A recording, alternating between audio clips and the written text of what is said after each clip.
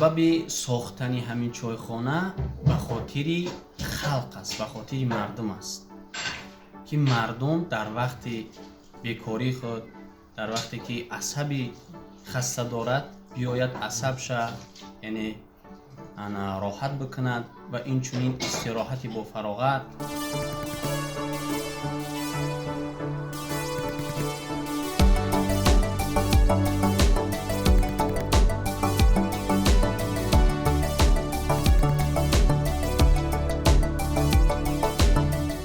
تمام اشخاصی که نفقه‌گیر است در این چایخانه بهر استراحت می‌آیند، با رایگان با چای و شیرینی ها برای آنها پیش کرده می‌شود که از آنها رایگان استفاده می‌برند. این یک بسیار اقدام خیر است و کم به نظر می‌رسد.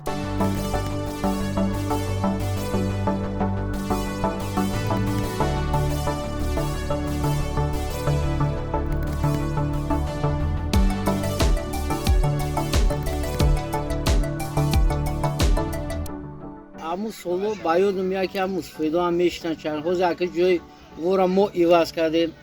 اما کوز با یک چایخانه زمانوی ساختیان که این چایخانه او دورو ده که خیلی چایخانه نبود. بدو این خیلی چایخانه‌ای که با این سمت بلندی معرفتی با این فرهنگی این با خیلی زیبا شده بیاره.